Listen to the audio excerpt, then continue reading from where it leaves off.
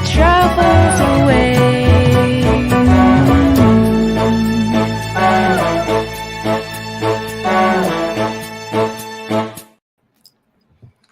Well, good morning. It's a Monday and it's Coffee Talk. Hello, everybody. I'm excited to have you here with us today. We are brought to you by the Rhee Company, a company passionate about dance education. I'd like to introduce you to my co-host, Miss Laura. Hello, Laura.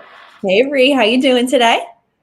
I'm in a good space on this Monday. I woke up this morning and was ready to tackle the week, had my morning meeting and discovered that I needed to be ready to tackle the week after hearing what was on the schedule. But hey, I have learned that being busy, I think since the pandemic, being busy is a good thing. Yep. And we all need to be grateful for it. Yep. Remember the days when we couldn't wait to get outside? And be around people. It's like, let's remember that. Yes. And we're busy right now. All dance people are busy right now. But I remind everybody how we wanted to be this busy. So enjoy this journey. Yeah, for sure. What are you up to? I'm the same. I'm in the middle of the thick of it. We still have one more competition next weekend, or 2 weekends from now, I apologize. And then dress rehearsal shortly after, 3 shows shortly after that. And so it's very busy. But I had something really fun that I did this weekend. One of my alumni, so my studio has been open for 13 years. So I feel like I'm finally at a point where I've had time to train dancers to, if they want to pursue dance, they've had enough ground up training, if that makes sense. It takes a while, I feel like, to get into that level of a studio. And I had one of my alumni joined one of the more professional dance companies at Temple University. And I actually got to see her for the first time yesterday. And my studio, I'm a very big on choreography. I love to choreograph. And I saw that in her. She's definitely a teacher and a choreographer. So she performed a solo. And then she choreographed a routine. And there was in a bunch of other dances too. But she came out on stage and I just watched her do this solo. And it was at the Performance Garage in Philadelphia where I danced professionally on years ago. So it was this weird, and she was there. She was in the audience when I was 25, 27 dancing on that stage. And now here I am 38 and she's 22 dancing on that stage. And I'm just I had this, I'm watching her solo and I'm just crying. And I'm like, oh my God, this is what it's supposed to be like. This is this, right? This is what I wanted. Okay. So that is what we live for, right? Yes. What you just described. Yeah. Mm-hmm. Yeah. Good for you. Good for you. And no, you're 38. This 38. Is going to continue to happen over and over again. Yeah. Yeah, which I'm very much looking forward to. And I have to say, her when her choreography came out, I'm looking at the program, so I know which one it was. But watching it, it's I saw her, but I saw glimpses of us, of Libra Dance Studio, and the different, how she manipulated a lift with a cannon underneath of it, and just different things that I know that she's done with us. And I just was wow, she's her own, but I can see the seeds that I planted and that my studio has planted and my teacher. So I just sat there in awe, and I just cried a bunch of times watching it. I was just this is so beautiful. And then we talked afterwards, and she was I would love to come teach. And I was let's talk. I'm I'm always looking for good teachers. Let's talk. So that was super exciting too, to know that I'm at that point where some of my homegrown alumni maybe will start to come back and, and be on the ground, at the studio, which is, I think, what a lot of studio owners want. You want those homegrown teachers,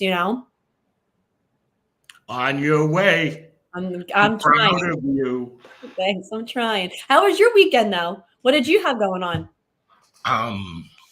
Well, I'm about to jinx myself, but I have been trying to sell my property for a long time, and there were like 3 showings in a row yesterday, and they set everybody up against each other.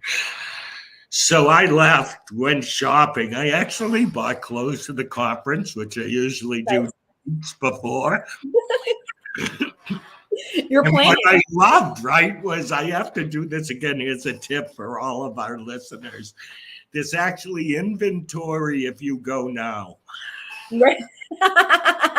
When you don't go in the middle of summer, Rhee, is that something? I was so surprised. They had my sizes. It was so cool.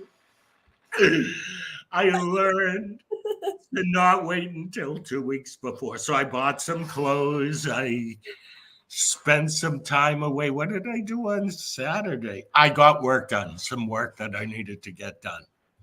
Good. But yeah.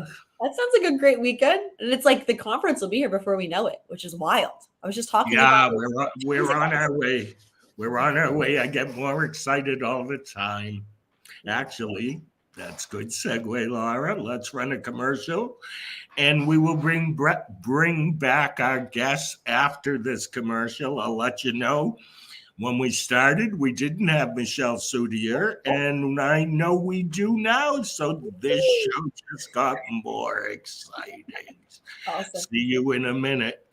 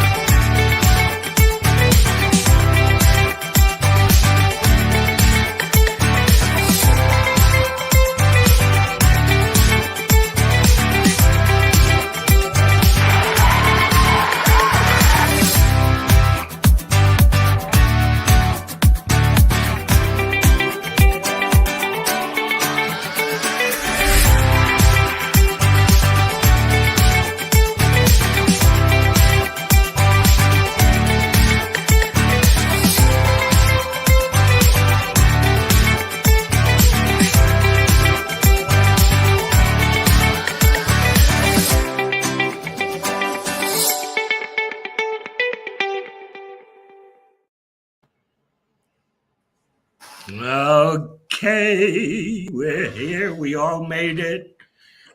Those of you that are thinking about coming to the conference, come join us July 24, 25, 26 in Connecticut.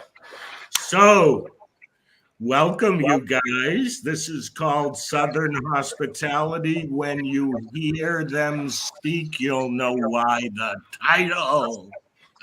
How cool is that? Mississippi. Tell everybody a little bit about yourself. I am from North Mississippi. We are about 15 minutes south of Memphis, Tennessee. Memphis, Arkansas, and Tennessee, Memphis, Arkansas, Mississippi, that's what I'm looking for. Arkansas and Tennessee all come together right here where we are. And so the Mississippi River is about 20 minutes west of us. And we're in the northern part of Mississippi. It would take me about 6 hours to drive to the Mississippi coast. My town is called Hernando, and it's one of those cute little postcard courthouse square towns. My studio is right off the square in a cute little building that was yellow until about a week ago, and they have painted it, and it is so lovely now. I've had my studio for 12 years. I've got about 350 students and couldn't be more proud of it. It's great. The biggest studio right now, I believe, in North Mississippi. So it's cool. Great to have you here. Miss Michelle, tell us a little bit about you. It's North Carolina and South Carolina, Yes, yeah?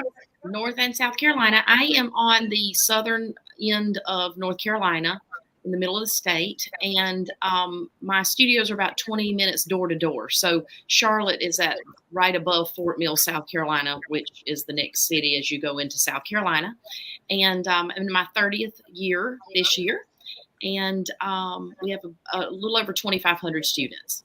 So between the two studios. So that's what we're doing. Love it. So tell me something. Do you think there's a difference as you observe? Because I know you both go out in the world and see other studios and know other teachers.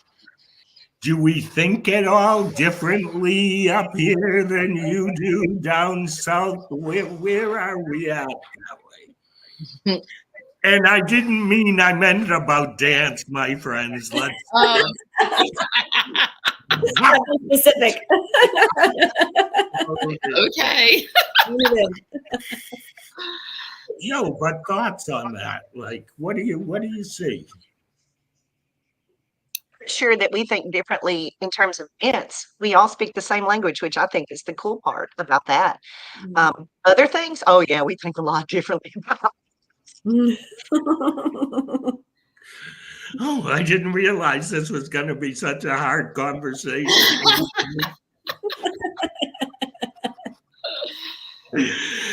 Michelle, thoughts? I over the years, I feel like that we're all more the same than what we used to be, if that makes sense. I think I agree. With the websites and internet, it's just it brings everybody's exposed to the same things now, whereas used to it was very different, in my opinion. So, I feel like we are all the same, and I do have the blessings to travel quite a bit and to see a lot. Even the dance styles, everyone's the same now because we all are exposed to the same things. So it's no longer a regional look to things. Yeah, I agree with that. same. I feel like the internet does that to us, right? It's like even our dancers are exposed to dancers in Mississippi and North Carolina. They follow everybody because that's what they do on Instagram and things like that, Right. And the best dancers, they come from everywhere now. You're not, looking for them to come out of the West Coast or New York City. There's great dancers all over the place. Right. Yes. Wow. I want to say, Michelle, you're absolutely right. And Amanda and everybody reiterated it, but it has changed. The internet has changed the exposure that everybody gets. Because when I was doing dance competitions, you used to go to certain areas of the country, north or south, or Canada, and you could judge how the talent was going to be before you got there. Yes. Based on their locale and their exposure. Yes. But I don't think we can do that anymore. Okay, there you go. We came up with a positive thing, and now I think we're moving off that topic.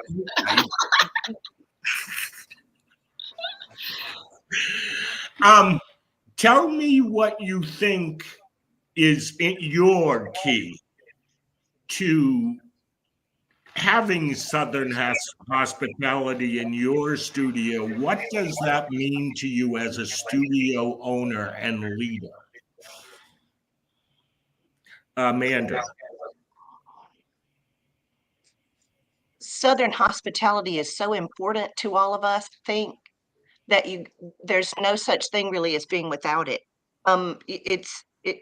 We expect it sort of from each other.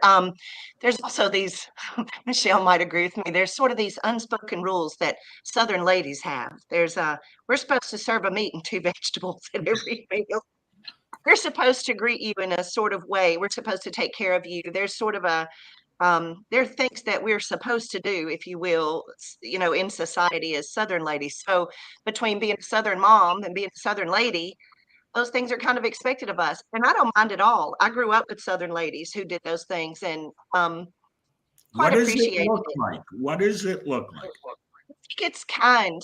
And there's a difference between being kind and being nice. I think nice is circumstantial and something that you have to try to be. I think being kind is from your heart and joy. And I enjoy being kind.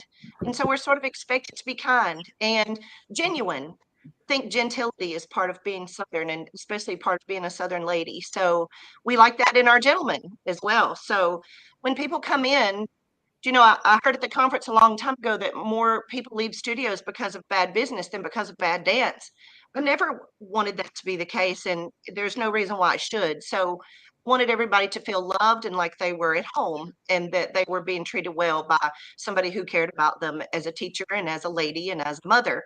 Plus, I think I have the responsibility to model that, and really it's going away. Because everybody has access to the internet and because the whole world is in everybody's hands, we don't often have those ladies to learn from anymore. So I had a grandmother, and I had a great grandmother, and I had aunts, and I had church people and neighbors, and we learned how to be ladies. And now you have to work to teach your child how to be a lady and how to have those Southern isms that Southern ladies have. And it's hard. It's hard. I have a 16-year-old daughter, and I work hard to try to teach her to be a lady. Ooh, this is so interesting. Michelle, what does Southern hospitality look like to you within your business realm? It's just our way of life. See, I never even thought about having Southern hospitality in the studio until you said we were doing this talk, and I'm like, well, it's just who you are. And like, when I'm setting my schedule up, Wednesday nights is a big church night here, so I'm always careful of what I'm doing on Wednesdays because it is church time. And I used to take Natalie. We ate at church every Wednesday night her whole childhood, and so I just wanted her to be around that and to form her into the person that I wanted her to be. And not that she's exactly what I decided she was going to be, but I decided who her exposure would be too. And because of that, it made her who she is. So Natalie doesn't know different. So it's just sticking to who you are and what you are. And I am Bible driven as a human. I don't thump a Bible, and I can have a potty mouth, but all my decisions made in my life are Bible based. So, but if my grandmother told me, the Southern lady that taught me who I am, she said, don't thump a Bible, just live it, and people will follow, and you don't alienate people. So that's what I've always done. And if I'm not for everyone, that's okay too, Yeah, leading by example, I think, is important. I feel like that's what both of you are saying. It's like leading by example. Yeah. I keep looking to the right because I have this beautiful Bible given to me by Michelle Sudier. We're gonna need to crack that out, Rhee, okay? To show it to you, but that side of the house is so dirty I can't put the camera over it. So, you feel like you're driven by this. How do you think it impacts the kids who dance through your studio? They don't know any different either. I do know that when people come into the studio from having been other places, because I do get people that move to Charlotte and will come to the studio, and they'll comment on things that are different of how. And when I go down the hallway, if I speak to a child and they don't speak back, I stop them and tell them they have to speak to the adults. So I'm constantly training them how to interact with adults and have manners and yes ma'am and no ma'am kind of thing. That's just what we do. And now because we're such a melting pot in Charlotte, I go in and they'll say, "Is that all?" And I'll say, "Yes, ma'am." And they're like, "You don't have to call me ma'am." And it's like, actually, I do. It's a respect thing. So it's what we do. So I'll take it a step further. The world wants you to think right now we're all divided on some level. There's race division, there's socioeconomic division, there's political division. I don't really experience any of the stereotype stuff about the South where I live and in my world. I'm not even reminded about it until I'm not here. Like if I'm someplace else and I'm reminded the South is racist or the South is this or that or ignorant or whatever, I'm like, are we? Like nobody I know behaves like that. or Right. at least not in the company that I keep or whatever keep. So it's funny that when people look at what we do, like Michelle said, it's just what we do. There's all this diversity and inclusion and greatness because that's what we grew up with. That's who's in my neighborhood. That's my friends. That there's not that division that the world would like you to think. So really drive that home because children are watching the internet tell them that it is. So Mm, I want them to be completely confused. Why is the world telling me it's like this? But Samantha loves me. Like right. Samantha had us at her house. Like this world is so good to us. How that's not true. I want them to think that's not true. Wow. So interesting. You have anything to add to that, Michelle? No, I mean, I agree. I'm constantly told what the South is like, and I'm like, is it? Right. Like, thanks for telling me. I mean, and I am very Southern for Charlotte because, like I said, this is the melting pot. Everybody's coming here from the north because it is very desirable. Charlotte's the number one fastest growing city of places for people to move to, and so when people come here and then want to tell me how we are, they get a hard arm. I'm like, Same. this is my state, play nice. But I had friends when I first moved to Charlotte that said, y'all, it's the racial problem here. And I was like, this was in the 1980s. I'm like, what racial problem? And they're like, you've got to be more accepting and all of that stuff. Well, I grew up in a small town where we had every ethnicity of children in my school. There was no private school for me to go to because it wasn't accredited. You couldn't get to college from there. So everyone was in public schools. And so these people that were telling me that I needed to, that we needed to embrace this, that, or other, they had never gone to school with minorities. They went to their public schools and their private schools. They never had minorities in their schooling. I always did. So that's why I love when I'm being schooled on this. I'm like, yeah, okay. I just ignore people. I just do Michelle, and I know what I am, and I know who I am, and don't apologize for it. So it's just, if people lived here, they would understand. They would definitely understand. And when you try to explain it to someone who doesn't live here, they look at you like they have three heads because it so goes against everything that they've heard and have been taught. Yeah, I agree. I'm going to let Laura ask the next question, but here's my comment. I had no idea this is where we were going to go, but this is really a good talk. Coming from a Yankee whose whole family comes from Arkansas, I get it. Go ahead, Laura. So I think I would like to kind of shift a little bit. So the both of you are in very different personal spots as far as what you're doing with your businesses. Amanda, you're actually exiting the studio ownership world, and Michelle, you're taking on a whole nother endeavor in the dance studio world. So I would love to kind of talk about what the feelings and emotions and decisions went into all of that. Amanda, if you would love to start.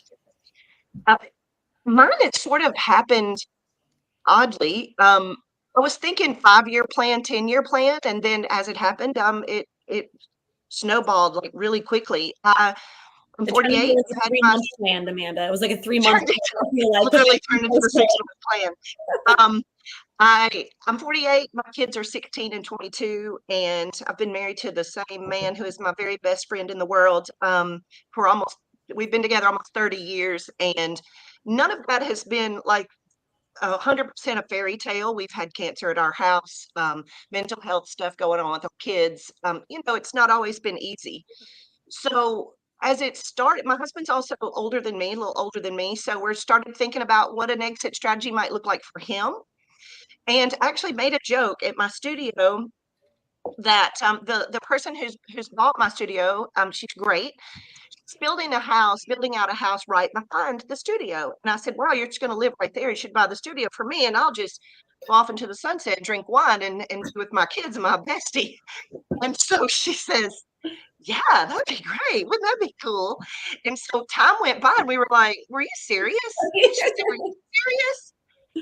wants to know. And so anyway, we started getting into this further. And as it turns out, she absolutely wants to buy my studio. I am also a very faithful person. And I think that after you pray about something and you start to move your feet and come up with what your plans are going to be, God kind of puts things in motion. And He has 100% done that in my life for a really long time. So it's easy for me to see when that's happening. And it started to happen. So I wanted to come home to my kids, really, and that's it. I love my studio. I love my people. I love what I do. I'm not going to cry. Um, but I love my family, and I have not seen them in 12 years very much. You know, we don't eat dinner at a table. That's not a dance studio owner lifestyle. We don't go to bed at a reasonable time. We aren't home on the weekends. My wedding anniversary is May 29th. I spend it at a theater or at a warehouse building things for the show. So I wanted my family back, and the opportunity came. So I think interestingly, I'm leaving maybe the studio life, but not the dance world. So I've got ideas about how to stay there and to do things that I enjoy so much, but be able to come home and cook food. And I cook really good food, and so I can't wait to do it. It's amazing. It is That's a amazing. whole nother conversation, by the way. Southern food. Ooh, Rhee. yes. I may ask you some more questions, but I'm watching Michelle's face just nodding up and down because she's going in the opposite direction, which I find really interesting. Could you relate to what Amanda said there? I'm jealous of Amanda. I'm not going to lie. When I used to hear people talk about it, I was jealous of them. So I understand. I understand. Yes, I mean, I am jealous, and it's so funny, but I'm ramping up in other directions. I am going up so I can go out. So that's where I'm doing, because I have found out that I have a very unfortunate personality trait, and I'll share that with everyone. I have many, but the one I'll share with you today is that I have to be producing something. Yeah. My insides, I'm in a depression when I am not producing. And I remember as a little girl, and I think I did it to Natalie too, but we're going to break the cycle with my grandkids if I ever get any. But I got up every day and Mom would rip the light on, the overhead bulb that would come on and burn your retina out. She'd flip the overhead light on and say, get up and be productive. That was the word used on me my whole childhood. So I became this kid that was always having to, I learned how to hang wallpaper before I was 8. I learned how to sew before I was 8. I was so scared I wouldn't be able to get a job and be productive as a little person. So I drove myself crazy learning how to do all of these things. Now, they've all served me well. Yeah. The sewing, I take up every costume in our studio. The wallpaper, I've decorated every house I've been in. I can do things. It's opened doors for me, but the stress my body has been under for 54 years to freaking produce. So, I am on the back half of my life. I've lived longer than I'm going to live. So, I feel a pressure to get a lot of things done so that I then do have choices. So, I'm going up so that I can go out. And then about that time, Natalie will be back here ready to take it over. And if she doesn't want to, if her life takes her somewhere else, I can sell it. Right. Right. And that's the thing, when you have those established businesses and that they are, well sought after because they have the processes, the procedures. It's, financially, if it looks appealing to someone who's going to come and buy that because it's a well thought out business and it's successful, then you have many options when the time comes and you do want to leave, and you do want to, and maybe not necessarily retire, but maybe you want to go into something else and have that second, chapter before you retire and go into another world. This is the next chapter, even though I haven't got Michelle to agree. We're gonna become preachers and Yes. to start a mega church. Yeah. Yes. Well, wouldn't that be interesting when I'm dragging him through life and dragging him to heaven as it is? Rhee is going to be my backpack. My God. I brought this comment up from Erica because I want to say I think I didn't hear the words that you just described, but I always felt like my parents were the example of not sitting. Correct. Yeah. You had to be accomplishing. I mean, at night, I grew up with dinner together at night for at least the first 10 years, which is when I think it made the most impact. But they were always getting up and going to do their thing, and they didn't work for somebody. So my father could be doing his thing on Sunday afternoon in the house on the kitchen phone, and my mother could have been in the basement making headpieces. So I feel like for me, it was exactly the same. What are we doing next? Right. I'm not even done with, I mean, I'm still there and producing the show and will be involved in some, administrative as the enrollment starts. But me too. And I think the other thing I thought is I don't want to wait until I'm not able to do the extra things on my list. Like I have so many things I want to do. I have a giant bucket list, and Keith and I have made I joke that we've made so many dreams happen. Now I need new dreams. So I mean, even at 48, you can have new dreams, and you can have things that you want to do on a list. And I don't want to wake up, not able. And frankly, I have family members who at 70 and 72 and 75 are already not able. And then there's Keith's mother, who's 80 some, and she still runs the roads and works full time and does her thing. My family just wasn't. So my example were people who weren't always able. I don't want to be that. I want to always be able to do things. And I want to also show my children that you can evolve, you can accomplish something, and then you can evolve and chase something else. But I didn't realize we were so similar in that I have to be creating something too. So even knowing I'm going out, my wheels are turning about what can I get into? What's next? What's going to happen? How can I serve? What's there for me? I'm already thinking about those things. Well, don't you think that's the artist in us? Even if we're not choreographing, we're all talking about creating something. It might not be art. It might not be a senior modern dance, right? But you're still creating art, right? Like you're creating a space where art can be created. You're creating whatever it is, the next step in your life, Amanda. You're most likely, I know you're going to create something. I know that about you. So it's like, once you're that artist, just, you have I don't know, I feel like we have a different mindset. We have a different sense of pride. And I think knowing that we can do it and accomplish anything because we've already accomplished so much, right? That's kind of how I feel about it. It's like, you've already had 2 studios, Michelle. So you're like, what's a third? But really, and I'm sure you're in the thick of it. It's like, oh my God, this is another huge, but I mean, you've already done it twice. Yeah, it's easy to do. Yeah, it's like you're going to have a little bit of fear, but you're like, look at the other 2 I already built. Right. This is my track record of success. So why But wouldn't I feel that way about anything. Like, what can I build right now? What can I open? My toxic trait, like Michelle said, is I'll start one of those. Oh, yeah. I'll build it. Look at that empty space. What can I do with it? Well, there is really something to be said for the survival instincts and abilities of studio owners. We are good at that, especially having made it through COVID and all those things. So yeah, I think all the time, I'll open that. I'll start one of those. What do we need in this community? Mm-hmm. Yeah. No, I get it. And I want to say this. Imagine, I know you're busy doing your thing, which you're good at. But look at because the majority of dancers who come through our studio are girls. Mm-hmm. Look at what it is that you're showing them. Yeah. You are mentoring them that a woman can do this, whether it's an empire or making an impact on a whole community. That's going on in the background of all of this. Yeah. And how cool is that?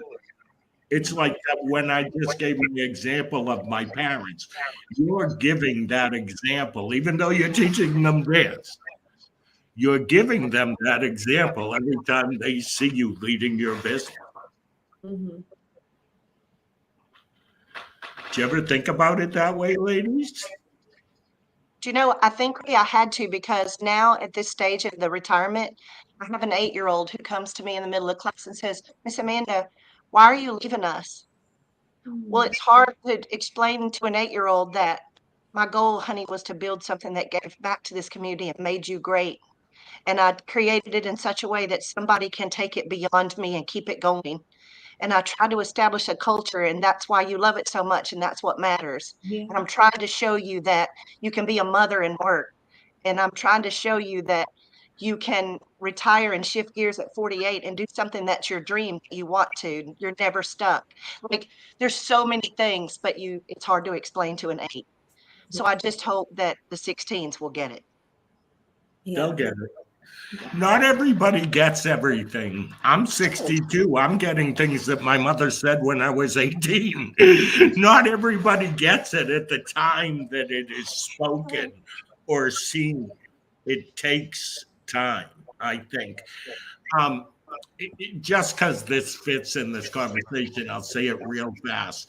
My brother Rennie, celebrating his 50th year anniversary of a studio that my mother started. He asked the very first student to make a video to play at the 50th anniversary. So she's in her mid 50s, maybe close to 60. We think she's going to say how much she learned, dance-wise, whatever. This is what she said. And my mother wasn't there, but I know my mother was smiling. She said, what I learned in the 60s, which you didn't learn in the 60s, was that a woman could have her own business and be a successful entrepreneur. I look back on her all the time and say, she is the one who made me the entrepreneur I am today. Yes. So that happened in 64, 65, but my mother would have never known that that's what she was doing. She thought she was teaching dance. And that's your mother's legacy, Rhee. Like that right there. Like, think about how many dancers went through her studio at that time. And that was probably the only female business owner that they knew. And those young girls were exposed to her week after week, year after year. And now you just said that one's an entrepreneur, but maybe others went off to be a doctor because they had the confidence for it, or lawyers, or stay-at-home moms with a side hustle, right? Like that's incredible. Like that's her legacy. That's amazing. It's a beautiful legacy, in my opinion. That's all 3 of your legacy. You're in it right now.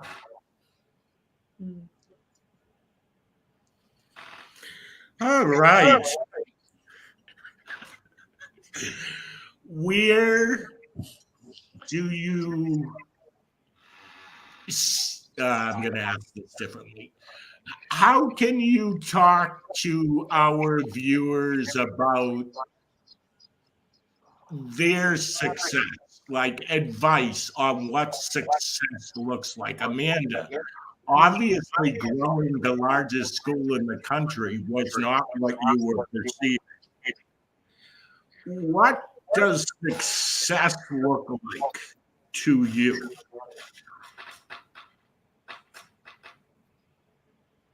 I didn't grow the biggest studio in the country, but 12 years ago on my very first show, I had 72. And I was the happiest lady in the whole world that I had created a studio that had 72 kids in its first show. This year, 350. And that's the biggest studio in North Mississippi. And I didn't even set out to do that. I set out to love people. When I set out to share music with people because I love music. And dance happened to be the conduit through which we did it. And interestingly, and poor Natalie, the sweet girl who's bought my studio, who's coming in after me, the studio was built on love and joy and purple hair and energy that nobody else has. And when you say center stage dance in Hernando, that's exactly what everybody thinks of. It's a thing. Created a thing that's bigger than I am. And I didn't know that would happen. Here, a thing? Pardon me? Only for me. I'm the only one. I'm the only one. I won't tell you that the lady down the street didn't make her hair purple once. We can all have a good laugh about that now. Wasn't real funny at the time. Was she a dance teacher or just a friend? Yeah, studio owner down the street. Good times. Yeah. But that's okay. We all have our studio down the street. So that's a good one. That's a good one of mine. But anyway, do you know my grandmother worked in a record store, and on Sunday afternoon when I was growing up, we would push the furniture back and we would dance in the living room. And then when I was with her for the summer or something, I got to go to the record store where she worked and hang out. And I watched my grandmother in the 80s sell more copies of Green Onions. You know that song, Booker T and the MGs, instrumental song, Green Onions, than just about any record that was hot then. I remember her handing me a CD and saying, I don't know who this is, but there's something else, and everybody's all over it. And it'd be like Grandmaster Flash, like the father of rap music and breakdance and all the things. And so I loved it. And there was no telling what would be played. It would be Al Green one minute and, some country singer the next and some opera singer the next. You never knew what would be playing, and it was joy. And so I did that. That's what I brought to people. And there's kids who know about music and music culture and influences that music brings who didn't know that before. I also live in the lap of the blues. So I got to explain to them what that means to them and how it has affected their life. Like, those are things that I thought were important and that would grow people. And that's something that I got to do. Hope that those are things that I can continue to do. So success for you didn't have anything to do with financial or the numbers. No, I wish I had wanted to get rich and make that happen as a child. I really didn't. No, that was the point. I asked the question. Even Michelle, who has a huge studio, it's not always that we're making money, it's like you. No, as I always say, it would not serve me to be independently wealthy. I'd probably give it all away. I just didn't. That wasn't the goal. My goal was to share this with people and to make an impact in lots of ways. And to hear them talk, I did. I am. So that's been successful. And I've also been able to be independent. In addition to the studio, we have a service company. So that supports our home. We're not dependent on anybody or anything. So being independent was important to me and being able to support us and our family. And we do that. So that's cool.